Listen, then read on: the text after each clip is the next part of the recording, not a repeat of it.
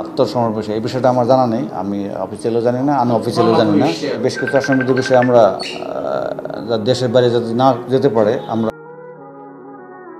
Social মিডিয়ায় দুদিন যাবৎ ধরে শোনা যাচ্ছে সালমান হত্যা মামলায় পুলিশের কাছে আত্মসমর্পণ করবেন ডন এবং সালমানের প্রাক্তন স্ত্রী সামিরা হক।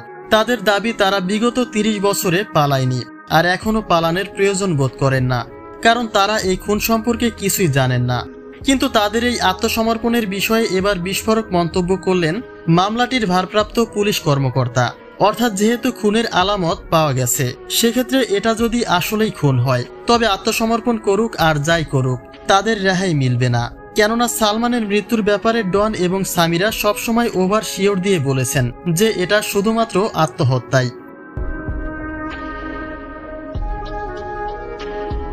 সালমানের মৃত্যুর ঘটনাটি 29 বছর ধরে শুধুমাত্র একটা অপমৃত্যু বলেই চলমান ছিল, কেননা তখনকার আদালত এই মামলাকে হত্যা মামলা বলে বিবেচিত করেনি। কিন্তু সালমানের মা নীলা চৌধুরী তার এক কথার উপরে বহাল থেকেছেন যে সালমানকে হত্যা করা হয়েছে, যার লড়াইটা ধরে রেখেছেন এই 29 বছর ধরে, এবং সর্বশেষ তিনি এক পর্যায়ে সফল হয়েছেন।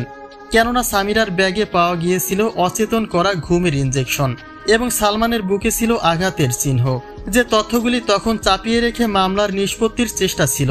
কিন্তু মামলার হাল ধরে থাকা নীলা চৌধুরী বিভিন্ন সময়ে প্রমাণ পান যে এটা নির্ঘাত একটা হত্যাকাণ্ডই ছিল।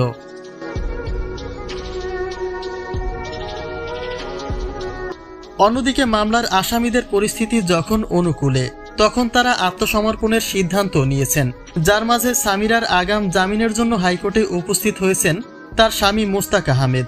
যদিও আসামিদের দাবি তারা বাসায় রয়েছেন, কিন্তু বাসায় যদি থাকতেন তবে এখনো তারা কেন গ্রেপ্তার হচ্ছে না সেই প্রশ্ন তো উঠেই আসে।